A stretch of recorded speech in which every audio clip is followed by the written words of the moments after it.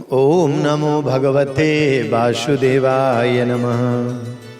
चतुर्मास भागवतका कथा सत्सङ्गहरू अवगान गर्दै आजको हाम्रो यात्रा भाग 53 मा आइपुगेको छ। आजको कथामा आजको सत्सङ्गमा अवगान गर्नको लागि उपस्थित हुनुहुने नियमित र नवीनतम दर्शक एवं भक्तवृन्दहरू, यहाँहरू सम्पूर्णमा आजको कथा श्रवण गराउनुभन्दा पहिले म कुबेर सुवेदीको तर्फबाट जय श्री राधे, जय श्री कृष्ण।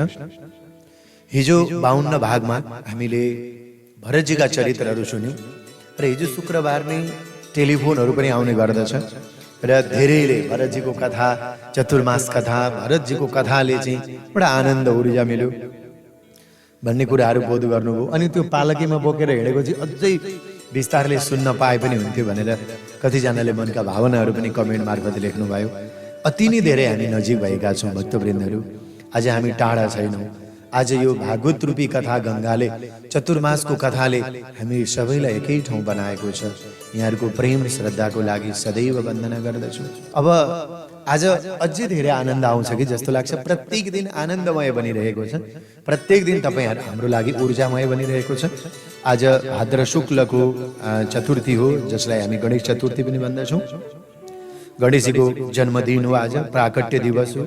विशेष गरेर गणेश भगवानको पूजा अर्चना आराधना गर्नु होला। मंगल चतुर्थीको व्रत गर्नेहरूले पनि गणेश भगवानको लागि पूजा आजा गर्ने, विशेष गरेर शुद्ध चीजहरू, पवित्र चीजहरू खाने, व्रत बस्नु पनि राम्रो हुन्छ। किनकि मंगल चौथीका मंगलबारका इष्टदेवको जन्मदिन नै आज भएको हो। त्यसैले आज चौथीको चन्द्रमा भन्ने बित्तिकै हामीले चौथीको चन्द्रमालाई नहेर्ने पनि गर्दछौँ। चौथीको चन्द्रमालाई हेरियो भने केही न केही कलङ्कहरू लाग्न सक्ने सम्भावना बढी हुन्छन्। त्यसैले आज भरे रात्रिकालीन समयको चन्द्रमालाई हेर्नको लागि धर्मशास्त्रहरूले निषेध पनि गरेका छन्। यसमा गणेशजीको जन्ममा थुप्रै कहानीहरू जोडिएका छन्। आज त्यसैले गणेश यो उत्सवको दिन, गणेश महोत्सवको दिन, गणपति भगवानको कृपा हामी सबैमा रहोस्। गणेश शिवका पुत्रको रूपमा जन्मिनु भएको हो, तर गणेशको उपासना, गणेशको आराधना प्रत्येक युगमा नै भएको छ हो भक्तवृन्दहरू। आदि हुनुहुन्छ गणेश। त्यसैले गणेशको पूजा उपासना धेरैले सबैले गरेका छन्। त्यसर्थ गणेशजीलाई प्रसन्न गर्नका लागि आज चतुर्थी तिथिका दिन भगवान गणेशजीको विशेष पूजा गर्ने, दुबो चढाउने, शमीका पत्रहरू चढाउने, फल मिठाईहरू अर्पण गर्न सक्दछौँ। राता पुष्पहरू भगवान गणेशजीलाई अर्पण गर्ने। सबैले शिवका पुत्र त हुन्, तर पुराणमा प्रसङ्ग आउँछ त्रिपुर नाम गरेको असुरलाई संहार गर्नको लागि शिवजीले पनि गणेशजीकै आराधना गर्नुभयो। तीनै लोकमा राज्य गर्नका लागि इन्द्रले गणेशजीको आराधना गर्नुभयो। बालीको बन्धनबाट मुक्त हुन रावणले गणेशजीकै आराधना गर्यो। त्यसैले गणेशजीको कृपाले नै रावणले आफ्नो राज्य प्राप्त गर्यो। सीताको खोजीमा निक्लिनुभएका हनुमानजीले स्वयं गणेशजीको आराधना गर्नुभयो। अनि रामकी प्रिया सीतालाई भेट्नुभयो। दमयन्तीले नलको खोजीमा गणेशजीकै आराधना गरिन्। त्यसैले आज विद्यार्थीहरूले विद्या प्राप्तिको लागि, धनमा इच्छा राख्नेहरूले धन प्राप्तिको लागि, व्रत गर्नेहरूले व्रत गर्ने, दिनै पछि व्रत बसिराख्नु भएको छ भने पूजा गर्ने, आराधना गर्ने, गणेशका फोटाहरू छन्, मूर्तिहरू छन्, नरिवल छन् भने त्यसैमा गणपतिको स्वरूप सम्झेर पूजा आजा गर्ने, आफ्नो श्रद्धा बगाउने हो। भक्तवृन्दहरू, आउनुहोस् गणेश भगवानको जय जयकार गरौँ। बोलो गणपति भगवानको जय हो। किनभने जुन भागवत हामी रहस्य सुनिरहेका छौँ नि, वेदव्यासले समाधि भाषा मात्रै हो, तर यसलाई चाहिँ लेखन कार्य गर्ने, यसलाई छेउमा बसेर लेख्ने त गणेशजी नै हुनुहुन्छ। त्यसैले गणेशको मुख्य भूमिका रहेको छ। वन्दना गर्दै अब हामी कथामा प्रवेश गरौँ। आज भरतजीको एउटा प्रसङ्ग थोरै म सुनाउँ, किनकि यहाँहरूलाई अझै आनन्द लिनुभयो। त्यो पालकीमा बोकेर हिँड्नुभयो नि, त्यतिखेरको प्रसङ्ग बडा आनन्द लाग्यो यहाँहरू सबैलाई। त्यो रहुगणलाई भरतजी मैले कथा सुनाएको पनि थिएँ, कोहीसँग बोल्नु भएको थिएन, कसैसँग बोल्नु भएन। तर आज त्यो राजा रहुगणसँग बोल्नुभयो। रहुगणलाई उपदेश दिन किन तयार हुनुभयो त भरतजी भनेर भन्दा यो हो, सन्तहरूको हृदयमा परोपकारी भाव हुन्छ। परोपकारी भन्छ मेरो यसले अपमान गर्यो, अपमानको बदला अपमान गर्नु भएको होइन। समाजमा सत्सङ्गको महत्त्व नघटोस्, कथाको महत्त्व नघटोस्। भरतजीको कानमा बसेर पनि नरक गयो भने शास्त्रहरू कसले सुन्छ, कथा कसले सुन्छ? सत्सङ्ग गरेर पनि व्यक्ति नरक गयो भने ग्यारेन्टी कसले लिन्छ? यस कारणले गर्दा भरतजी बोल्नुभयो उसलाई जीवन मुक्त बनाउनको लागि। एउटा शब्द बडा राम्रो गर्नुभएको छ, उहाँले भन्नुभयो राजन तपाईलाई देखेर मलाई दया आयो, साह्रै कल्याण लाग्यो, आनन्द लाग्यो। सम्झिनुहोस् तपाईको कल्याण होस्। कपिल मुनिको आश्रममा तत्त्वज्ञानको उपदेश गर्न जानुहुँदो रहेछ। उपदेश लिनका निमित्त कथा सुन्न, कमसे कम कथा सुनिन्जेल त दिन भएर सुन्नु, नम्र भएर जानु त्यो दिन त। तर तपाईँ त पुराण सुन्न चाहिँ हिँडेको, सत्सङ्ग गर्न हिँडेको भन्नुहुन्छ, अहम भाव साथमा लिएर जानुहुँदो रहेछ, अभिमान लिएर जानुहुँदो रहेछ। त्यसो भएको हुनाले यहाँनिर भन्नुभयो मेरो अपमान गरेर केही भएन राजन, तपाईँले जे बोल्नुभयो त्यो सत्य बोल्नुभयो। भरतजी भन्नुहुन्छ हे राजन यो सत्य हो, म पुष्ट छैन, तर तपाईँको कथनले मेरो निन्दा भयो न खिसी। किनभने मोटोपन र दुब्लोपनको कुरो गर्नुभयो, त्यो शरीरको धर्म हो, आत्माको होइन। आत्माको होइन, यसबाट आत्माको कुनै सम्बन्ध छैन। तपाईँले आत्मासँग कुनै सम्बन्ध राख्नु भएको छैन, शरीरसँग सम्बन्ध राख्नु भएको छ हे राजन। अनि तपाईँले भन्नुभयो नि म जिउँदै पनि त मरेको जस्तो रहेछस् भनेर। म त यो सत्य देखिरहेको छु, किनभने यो सारा जगत नै बाँचे पनि मरे जस्तै देख्छु म भन्नुभयो। किन? यो पालकी पनि भरिएको छ, त्यसमा बसेको तिमी पनि बाँचेर पनि मरे तुल्य नै छु। सबै विकारी वस्तुको आदि छ, अन्त्य छ, देखिने वस्तुको अवश्य उसको नाश हुन्छ। जो जन्मेको छ तिनीहरू सबैले मर्नुपर्छ राजन, त्यसैले तिमी पनि मरे तुल्य छौ मेरो नजरमा। र यो शरीर छ नि मेरो, यो पनि मुर्दा समान मरे तुल्य नै। र आत्मा र शरीरको धर्म भिन्न छ। आत्मा निर्लेप छ, आत्मा मनको द्रष्टा हो, साक्षी हो। ज्ञानी पुरुष र ईश्वरको सिवाय अन्य कुनै वस्तु या व्यक्तिलाई सत्य मान्दैनन् त उनीहरू। सबै जीवहरूमा परमात्मा विद्यमान छन्। त्यसकारण यिनमा राजा को हो, नोकर को हो, सेवक को हो त्यो दृष्टि हुँदैन। व्यावहारिक दृष्टिबाट भेद छ, तर अन्यथा तात्विक दृष्टिबाट म र तिमी भनेको पनि एउटै हो। तत्त्वको दृष्टिबाट हेर्ने हो भने कुनै भेद छैन राजन। त्यसैले हेर केवल ईश्वर नै सत्य हुनुहुन्छ। तिमीले जो मलाई भन्यौ नि म तँलाई पिड्छु भनेर, भरतजी भन्नुहुन्छ म त मेरो चाल त्यति गरेर बदलिन्छ र यो शरीरले पिटाइ खाएर म पनि सुखी या दुखी हुन्न। यी सबै शरीरका धर्म हुन्। शरीरलाई शक्ति दिन्छ मनले, मनलाई शक्ति दिन्छ बुद्धिले, बुद्धिलाई चेतना दिन्छ आत्माले।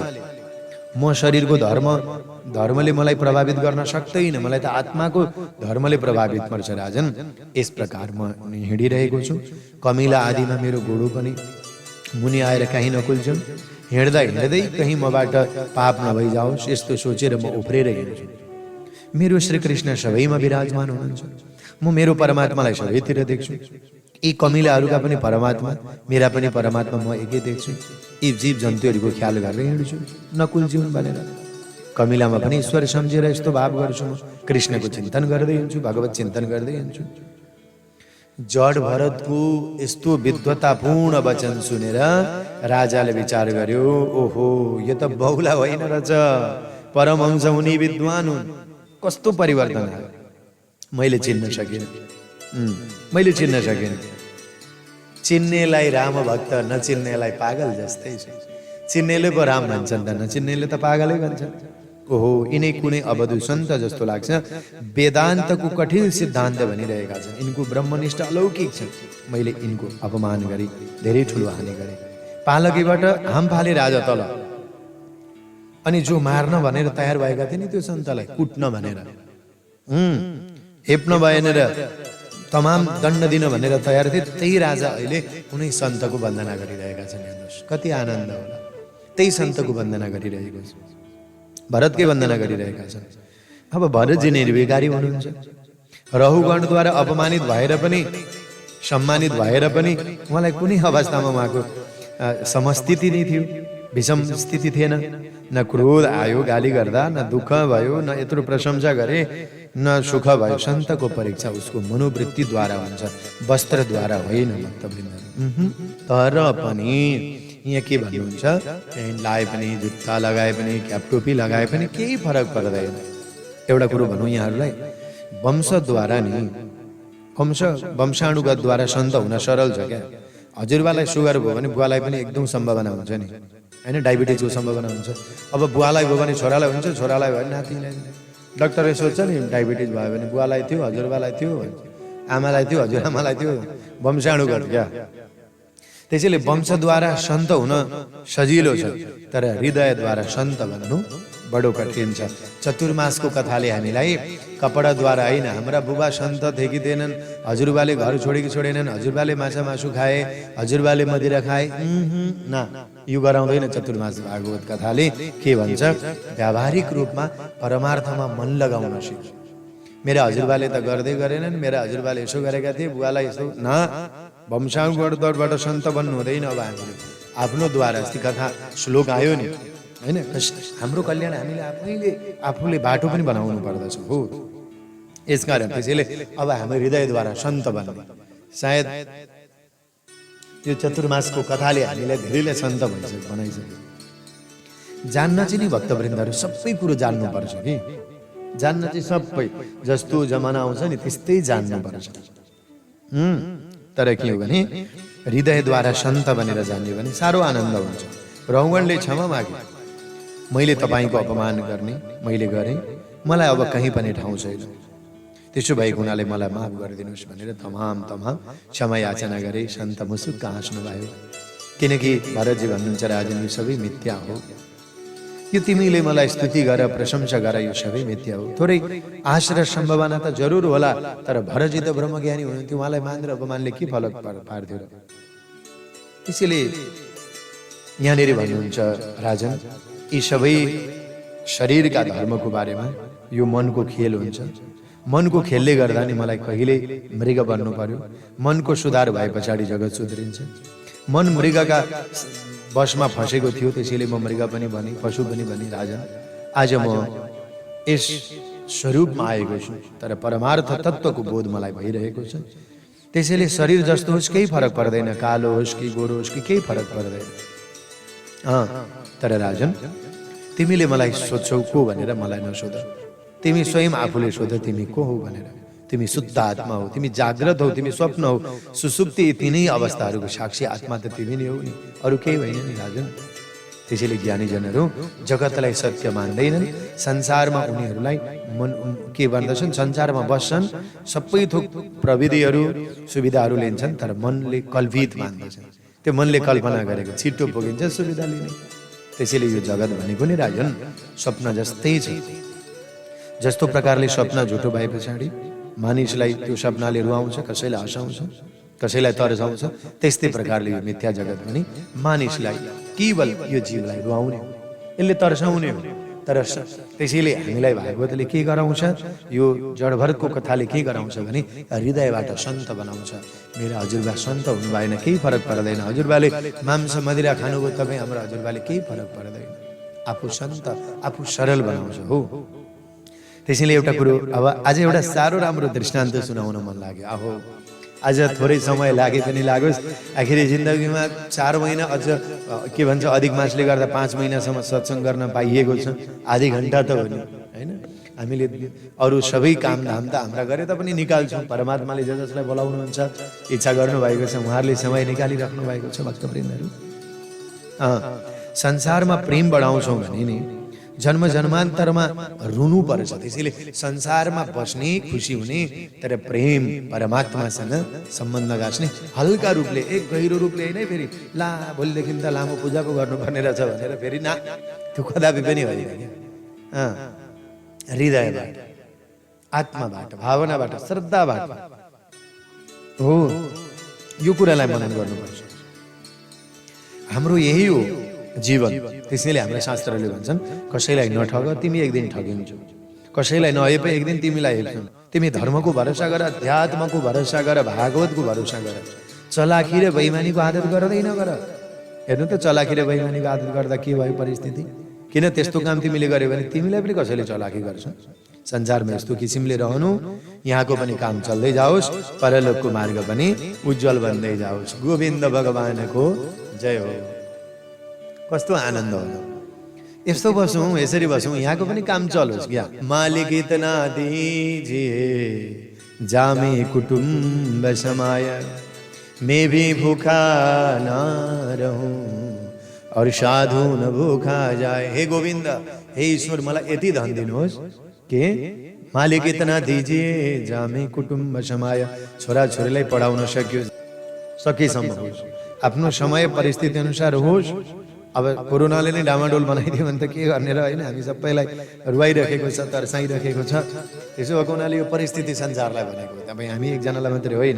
त्यसैले मालिक इतना दीजिए जामे कुटुम्ब समाय, मैं भी भूखा ना रहूं। और साधु घरमा कुनै अतिथिहरू आए, साधुहरू आए, कहीँ मठ मन्दिर भयो हाम्रा घरमा बन्ने, 2-4 रुपियाँ हाम्रो तर्फबाट इँटा लाग्न सकोस्, 2-4 केजी दुध लगेर खिर पकाएर सन्तहरूलाई खुवाउन सकियोस्, पुरी पाक्न सकोस्, त्यही पो धन त धन हो त। खाली घरभित्रै मात्रै रहेको छ, त्यही मात्रै रहेको छ। यहाँको पनि मार्ग बनाऊ न, परलोकको पनि मार्ग चलोस्, यहाँ उज्जवल बनोस्, तब मात्रै हाम्रो जीवन। त्यसैले धर्मको पालना भनेको थियो। धर्मको जागरणबाट व्यक्ति बन्धन मुक्त हुन्छ। अरे बाबा, यो मलमूत्रको शरीर होइन त तपाईँ हाम्रो, के छ हौ यहाँ? यो संसारका सबै पदार्थहरू वियोग हुन्छ। वियोग वस्तु प्रेमास्पद, धेरै मनबाट गर्ने योग्य हुँदैन। वियोग निश्चित छ, प्रेम गर्नु आवश्यक छ, तर त्यहाँनिर पागल हुनु, संसारका चिजहरूमा पागल भएर लम्पासार हुनु, सिलिन्डर हुनु काम छैन। परमात्मासँग हुनुपर्छ, नभए त धेरै जन्ममा रुनुपर्छ। एउटा कुरो थाहा छ, तपाईँ हामी पनि कतिचोटि रोयौँ होला है, धेरैचोटि रोयौँ होला है। कहिले के भनेर रोयौँ होला, कहिले के भनेर मनुष्य भनेर नि कतिचोटि रोयौँ होला। अहिले त विज्ञानले पनि खुला भन्थ्यो, नभए त मान्छेहरू विश्वास गर्दैन थियो।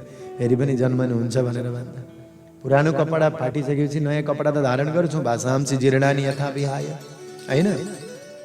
फेरि नयाँ लगाउँछौँ, सकिँदैन। त्यसैले यो सकिँदैन अस्तित्व। एकपल्ट नि अब एउटा कथा सुन्नुलाई बहुत ध्यान दिएर सुन्नुहोस्, पुरा आनन्द आउँछ, छर्लङ्ग हुन्छ है यो जीवनमा। 5-7 मिनट लाग्ला, तर बडा आनन्दको चरित्र आज सुनाउँ लाग्यो। एकपल्ट के भएछ भने देवर्षि नारदजी कुनै नगर पृथ्वीलोकमा हिँडिराख्नु भएको रहेछ। एकजना व्यापारीको घरमा पुग्नु भएछ। बिजनेसम्यान भनौँ न, व्यापारी, वैश्य भन्छन् व्यापार गर्नेलाई। आतिथ्य सत्कार गर्न चाह्यो वैश्यले। घरमा गाई पालेको रहेछ। नारदजी आएको देखेर त हाँसी खुसी भएर, हो देवर्षि कृपा गर्नुभयो म गृहस्थीलाई भने। बडा श्रद्धावान रहेछन् वैश्य, धन सम्पत्ति पनि थियो, टन्न थियो धन सम्पत्ति। अनि नारदजीले भन्नुभयो अब म जान्छु। होइन प्रभु, मेरो घरको 1 गिलास गाईको दुध खाएर जानुहोस् भने। गाई पालेका रहेछन् तिनले। नभन्दै गाई दुहेर गाईको दुध ल्याए। नारदजीलाई पनि त्यो 1 गिलास दुध पिइदिनु भयो, त्यो श्रद्धा गरे। अनि ती वैश्यले सोधेछन्, महाराज ए देवर्षि नारद, तपाईँ कहाँबाट आइराख्नु भएको छ? नारदजीले भन्नुभयो कहाँबाट आउनु, स्वर्गबाट आएको भन्नुभएको छ। अनि फेरि ती व्यापारीले सोधेछन्, अनि महाराज अब कहाँ जानुभएको? नारदजीले भन्नुभयो कहाँ जानु, म त मृत्युलोकमा यसो केही घुमेर फर्किन लागेको, स्वर्गै फर्किन्छु। यसो त्यहाँ मृत्युलोकमा हेरेको होइन, के गर्दै रहेछन् मनुष्यहरू सबैतिर। आखिर नारदजी त सबैतिर घुम्नुहुन्छ, 14 लोकमा, ब्रह्माण्डमा, कसैले रोक्दैन। ओहो नारदजी, त्यसो भए एक काम गर्नु न भनेछन् ती व्यापारीले। क्या के भनेर भन्दा, ती वैश्यले प्रार्थना गर्दै व्यापारीले भने, महाराज फर्किने बेलामा मेरै घरको बाटो आउनु न भनेछन्। किन? मलाई पनि स्वर्ग लगिदिनु पर्यो। गोविन्द भगवानको क्या राम्रो मौका, गाईको 1 गिलास दुध खुवाइ गएँ, अब नारदजीमा आमा फर्केर आउँदा मलाई यो बाटो लगिदिनुहोस्। मलाई हजुरले के गर्नुहोस्, मलाई पनि स्वर्गसँगै लिएर जानुहोस्। नारदजीले भन्नुभयो अहो भाग्य, ल ठिक छ, तिम्रो घरमा बसेँ, 1 गिलास दुध खाएँ, होइन म तिमीलाई किन नलानु? ल राजन, हे व्यापारी साहब, म तपाईँलाई लिएर जान्छु, ढुक्क हुनुहोस्, फर्किँदा लिएर जान्छु भन्नुभएछ नारदजीले। हुन्छ, 2-4 दिन लाग्छ भन्नुभयो। अब 2-4 दिन पछाडि नारदजी घुमेर फर्किने बेलामा त्यही सेठजीको घरबाट जानुभयो। सेठजी भन्नुभयो, सेठजी त भित्र रहेछन्। हजुर भने, लु स्वर्ग जाने होइन, अब आएँ त म, मेरो कार्यधन्दा सबै व्यस्तता सकेर भन्दा सेठले भन्यो, महाराज जान त जान्छु नि भनेको थिएँ, तर अहिले त छोराहरू सानै छोरा छन्, छोराछोरीहरू केटाकेटी अवस्थाकै छन्। यिनीहरूले गृहस्थीको काम सम्हाल्न सक्दैनन् होला। व्यापारी पनि धेरै छन्, फ्याक्ट्री पनि धेरै छन्, काम गर्ने मान्छेहरू पनि धेरै छन्। अहिले अलि बेला भएको छैन हौ, अलिकति कामकाज सम्हाल्नेवाला योग्य हुन्, अनि म जान्छु न भनेछन्। नारदजीले भन्नुभयो त्यसो भए म जाऊँ त भन्दा, जानुहोस् भने व्यापारीले बिदा दिए। नारदजी फर्केर जानुभयो। अनि त्यस पछाडि नारदजी फर्केर जानुभयो। केही समय पछाडि नारदजीलाई याद आएछ, तलमाथि गरिराख्नुहुन्थ्यो त होइन, एउटा सेठको घर थियो यहाँ व्यापारीको, स्वर्ग जान्छु भन्थ्यो, 1 गिलास दुध त खुवाएको थियो यसले। जसले सन्तलाई 1 गिलास दुध खुवायो नि त्यसको पछि सन्तहरूले छोड्दैनन् है, उसलाई कल्याणै गर्न चाहन्छन् होइन हो। त्यो सेठलाई सोध्नुपर्छ हो भनेर जानुभएछ। सेठजी भन्नुभयो, फेरि गएर बाहिर गयो 2-4 वर्ष पछाडि। सेठजीले भने हजुर भन्दा स्वर्ग जाने होइन अब भने। महाराज हेर्नु न हौ, पहिले अहिले मेरा छोराछोरी साना थिए, पुरा जिम्मेवारी सम्झिने भइसकेका चाहिँ छैनन्। अब 2-4 वर्षमा छोराहरूको विवाह गर्छु, छोरीको पनि विवाह गर्छु, अनि चाहिँ कम्फमै जान्छु। त्यही सेठजीले के भनेछन्, अनि चाहिँ कम्फम जान्छु। नारदजीले भन्नुभयो त्यसो भए म जाम त। हजुर हजुर अहिले जानुहोस्, 2-4 वर्षमा सम्झिनु होला हुन्छ भने। नारदजी जानुभयो। 2-4 वर्ष पछाडि त सेठजीले छोराको विवाह गरे, छोरीको विवाह गरे, बुहारीहरू पनि आए, ज्वाइँहरू सबै गरे, खुसी उमङ्गले गर्दा अब सेठजी यसरी एक प्रकारले गर्दै गए। एक दिन सेठजीको दिवंगत भयो, प्राण गएछ। लु हेर्नु है, गयो त्यस्तै समय, आफ्नो आयु कर्म जति छ गयो। नारदजी पृथ्वी लोकतिर आउनुभयो। फेरि 4-5 वर्ष भए पछाडि देवर्षि नारदजी पृथ्वी लोकमा घुम्दै घुम्दै आउनुभयो। त्यही दुधको याद आयो, गाईको दुध 1 गिलास दुध खुवाएको छ, त्यही दुध याद आयो। ओहो सेठजीको घर त यहीँ थियो, 1 गिलास दुध खुवाएका थिए, जानु पर्यो भनेर सेठजी भन्नुभयो। सेठजी त निस्किँदैनन् घरबाट, अरू बेला त हजुर भन्दै बाहिर निस्किन्थे। अनि नारदजीको अगाडि सेठजीका ती छोराहरू निस्के। हजुर हजुर भने। नारदजीले भन्नुभयो छोराहरूसँग, खोइ सेठजी, खोइ बुवा भन्नुभयो। सेठका छोराले भने महाराज के भनौँ, हाम्रो सम्हालिदिने एउटा पिताजी हुनुहुन्थ्यो, उहाँको शरीर त छुटिसक्यो, त्यहाँदेखि त हामीले धेरै ठुलो दुःख मोल्नु पर्यो। छक्क पर्नु, ओहो लु हुँदैन। नारदजीले भन्नुभयो 1 गिलास दुध त खुवाएको थियो यसले, यसको यो दुधको भार लाग्नु हुँदैन भनेर ध्यान दृष्टिले हेर्नु भएको छ। त्यतिकै त छोड्नु भएन, दिव्य दृष्टिले हेर्दाखेरि त देख्नुभयो सेठजी त मृत्यु भइवरी गोरु बनेर पो त्यो शरीरमा, त्यो त्यही घरमा आइसकेका रहेछन्, गोरु भएर जन्मेका रहेछन्। अनि नारदजीले थाहा पाउनु भयो गोरु बनेर घुमिरहेका रहेछन्। गोरुको नजिक गएर भन्नुभएछ, सेठजी अब त मनुष्य शरीर पनि छुटिसकेछ, सेठजी नि हो तपाईँ पूर्वको, अब त स्वर्ग जाने होला नि भनेर भन्दाखेरि त्यो गोरुले भनेछ, महाराज हजुरको ममा ठुलो कृपा छ, म पनि जानलाई तयारी नै थिएँ, मनुष्य चोला छुटो। घरका अरू गोरुहरू छन् नि यति ढिला छन् नि, यति ढिलो हिँड्छन् नि, कामै नलाग्ने छन्, कामै गर्दैन। त्यसैले अब म नयाँ आउने यो गोरु भनेर यहाँ आएको छु। त्यसो भएको हुनाले केही न केही काम मैले छिटो गरिदिएको छु, अलिकति फुर्तिलो साथ गरिदिएको छु, छोराहरूको काम भएको छ। त्यसैले हेर्नु न, अलिकति काम गर्न दिनु न, अनि चाहिँ म जान्छु, अहिले जान्न भने। गोरुले पनि जान मान्दैन, गोरुको रूपमा पनि हेर्नु है, त्यो शरीर छुटिवरी अर्को भएको। अब नारदजी 2-4 वर्ष पछाडि फेरि आउनुभयो, किनकि नारदजीले त वचन दिनुभएको छ उसलाई त उद्धार गर्नुहुन्छ, किनकि उसको त 1 गिलास दुधको सम्बन्ध छ, गोरु भएर आओस् कि गाई भएर आओस्। यसकारण फेरि बराबर वैशाको घरमा आउनुहुन्छ। यसपल्ट आउँदा त त्यो बुढो गोरु पनि छैन। वैशाको छोरालाई सोध्नु भएछ, खोइ बुढो गोरु भनेर सोधेको। अब छोरा चाहिँले बडो दुःखका साथ भन्यो, महाराज साह्रै मेहनती गोरु थियो, सबैभन्दा छिटो हिँड्थ्यो, त्यो पनि मर्यो। त्यो गोरु पाइएकै छैन, त्यो त मरिगयो, कहाँ गयो भन्नु, सक्यो, मरेपछि फाल्दियो भने। नारदजीले फेरि ध्यान दृष्टिले हेर्नुभयो, दिव्य दृष्टिले हेर्नुभयो, कहाँ छ हौ यो, फेरि गोरु मरेर कुन जुनीमा गएछ भनेर भनेको त कहाँ जानु, त्यो गोरुको जुनी मरिसकेर फेरि कुकुर बनेर त्यही घरमा पो जन्मेको रहेछ। भक्तवत्सल भगवानको हेर्नु है, फेरि कुकुर भनेर त्यही अगाडि ढोके अगाडि पो पहरा दिइराखेको रहेछ, सुरक्षा गरिराखेको रहेछ। अब नारदजीले त थाहा पाउनुभयो, किनकि नारदजीलाई त थाहा हुन्छ को कहाँ जन्म लिएको छ भनेर। अनि कुकुरको नजिकै गएर देवर्षि नारदजीले भन्नुभयो, सेठजी के समाचार छ, 3 जन्म त भइसक्यो त, मान्छे हुनुभयो, गोरु हुनुभयो, कुकुर हुनुभयो, स्वर्ग जाने होइन, अब के विचार छ भनेर भन्दा कुकुरले भन्छ, महाराज हजुर बडो दयालु हुनुहुन्छ, एकातिर म हजुरको दया देख्छु भने अर्कोतिर म छोराहरूको आलस्य, यो घरको काम लथालिङ्ग छोडी गए नि महाराज, यिनीहरू यति अल्छी भयो नि मेरा छोरा बुहारीहरू। यो यदि म ढोकामा यदि राम्रोसँग पहरादार नदिने हो भने यो घरमा लुटपाट भइसक्छ, चोरी डकैती भइसक्छ। जहिलेसम्म म सक्छु तहिलेसम्म यो कुकुरकै रूपमा भए पनि यो घरमा म सुरक्षा दिएर बस्छु। केही दिनमा म जान्छु, अलिकति समय दिन न 2-4 वर्ष भनेछन्। त्यो कुकुर पनि जान मानेन। नारदजीले फर्केर चुपचापसँग जानुभयो। तर फेरि 2-4 वर्षमा आउँदा त त्यो कुकुर त ढोकामा पनि छैन। नारदजीले त गजगजाउनु पर्यो भनेर आउँदा कुकुर पनि छैन। ला अब ध्यान दृष्टिले फेरि हेर्नुभयो, अब कहाँ गएछ यो कुकुर भनेर हेरेको त अर्को जुनै त सर्प पो भएर जन्मेको रहेछ। गोविन्द भगवानको जय हो। सर्प भएर जन्मेको रहेछ। कहाँ भन्दा त्यो घरको पनि भुइँ तलामा, तल्लो भुइँ तलामा, त्यो पनि त्यो छोरा बुहारी सम्पत्ति जहाँ राख्थ्यो नि, त्यो राखेको कोषको जुन के भन्छ हौ त्यसलाई, त्यो भकारी सकारी के भन्छ गाउँमा त, कोष खजानाको कोठामा कुनामा त्यो भण्डारको रक्षा गरेर सतर्क भएर बसिरहेको रहेछ। अँध्यारो कोठामा सर्प त यस्तो फड उचालेर नारदजीले त देखिहाल्नु भयो, उहाँलाई त के थाहा हुँदैन र। अनि सर्प भन्नु भएन, सेठजी नि भन्नुभयो, किनकि त्यो सेठले नि बार बार जन्म लिएको छ नि त। ओहो सेठजी तपाईँ फेरि यहाँ के हाल छ हौ, तपाईँको कसरी बस्नु भएको छ, स्वर्ग जाने समय अब आएन, भयो त कति जुनी लिने हो भनेर भन्दा सर्पले भन्यो, महाराज यी छोराहरू कति धेरै खर्चालु भयो भने नि, यति धेरै फुर्मासे भयो नि छोराहरू, कति खर्च गरेका साह्रै खर्चालु भए। अहिलेसम्म सारा ढुकुटी खाली भइसक्थ्यो, तर सोध्छु कि गाडिएको धन, मेरो कमाइको धन यहीँ भित्र छ, यहीँ तल छ। जति दिन हुन्छ रक्षा गरेसम्म म रक्षा गर्छु, राम्रै हुन्छ। तर यहाँ मेरो आवश्यकता छ, नत्र भने यो मेरो गाड धन छ यहाँ, त्यो गाड धन पनि उहिले यिनीहरूले फुर्मास गरिसक्थ्यो, उडाइसक्थ्यो, तर म रक्षा गरिरहेको छु। नारदजी बाहिर आउनुभयो, अब म जाँदिनँ कहीँ पनि।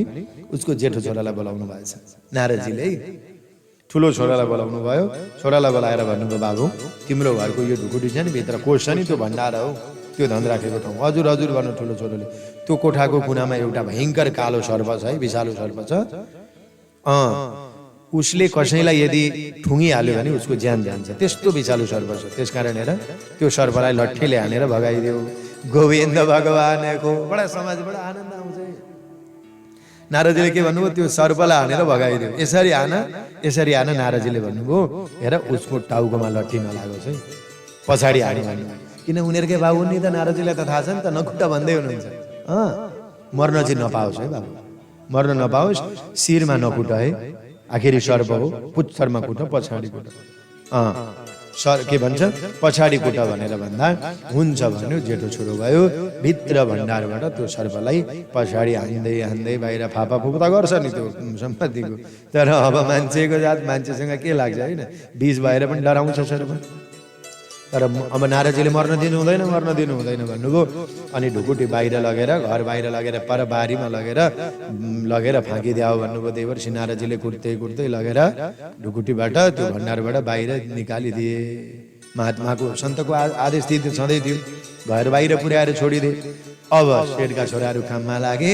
अब देवर्षि नारदजीले भन्नु सेठजी, छोराहरूले त तपाईँलाई त नराम्रोसँग कुटपिट गरे त, के छ अब पनि तपाईँ के गर्नुहुन्छ?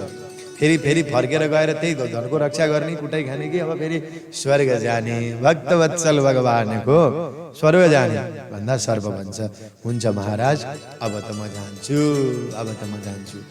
जान्छु भने तीनचोटि। अनि के गर्नुभयो, देवर्षि नारदजीले उसलाई दिव्य शक्ति स्वरूप आत्मालाई लिएर देवर्षि नारदजीले लिएर जानुभयो। फेरि जन्म नै दिनु भएन। वास्तवमा भक्तवृन्दहरू, यो कथा तपाईँ र हाम्रो पनि हुन सक्छ। सन्तहरूले, शास्त्रहरूले अति धेरै सजग गराएका छन्, तर हामी पनि फेरि संसारमा जन्मिन खोज्यौँ, फेरि संसारमा डुब्न खोज्यौँ भने पुनरपि जननम पुनरपि मरणम पुनरपि जननी जठरे शयनम को परिस्थिति हुन्छ। त्यसैले यो कथाको तात्पर्य के हो भन्नु होला। यो कथाको तात्पर्य के हो भने, घरमा, पुत्रमा, धनमा, स्त्रीमा जति प्रेम भयो नि त्यति जन्ममा रुनु त पर्छ हो भक्तवृन्दहरू। प्रेम बन्धन कहिले शिथिल हुँदैन, कयौं जन्मसम्म त्यसको कारण र त्यसका यातनाहरू हामीले सहनु पर्दछ। त्यसैले यस कारण यो संसारमा प्रेम गर्ने, तर यो संसारमा के गर्ने, प्रेम संसारको लागि नरुने, परमात्माको लागि, आत्माको कल्याणको लागि लिने हो। अनेक जन्म तपाईँ हाम्रा पनि भोगिसके नि हो, हाम्रा पनि भइसके, कति जुनीमा के भयौँ होला, यसरी कति जुनीमा ठोक्कर खायौँ होला। त्यसैले भक्तवृन्दहरू, सन्त र शास्त्रहरूले हामीलाई बचाएका छन्। नारदजीले एक गिलास दुध खुवाउँदा मात्रै पनि 4-5 जुनी लिइसक्दा पनि त्यो सेठजीलाई छोड्न तयार हुनु भएन। त्यसैले सन्त र शास्त्रका बाणीहरू, सच्चा गुरुले सच्चा मनले खोलेर गरेका बाणीहरू हाम्रो मनका जन्म जन्मान्तरमा जन्मिराख्ने रोगहरूलाई समाप्त गरिदिने, निमित्त बनाइदिने एउटै मात्रै हो, अरू कुनै चिजले बनाउँदैन। फेरि जन्माउँछ, फेरि संसारका विषय बन्धनहरूले, तर परमात्माको नामले, परमात्माको ध्यानले हामीलाई अब फेरि कुकर सुकर सर्प बिच्छी गोरु हुन दिँदैन, यो ग्यारेन्टी हो। आजको प्रसङ्गमा यिनै कथा सत्सङ्गहरूको साथसाथै आजको कथा सत्सङ्गबाट विश्राम लिन्छु म। यहाँहरू सबैलाई धेरै धेरै धन्यवाद। यहाँहरू सबैलाई जय श्री राधे, जय श्री कृष्ण।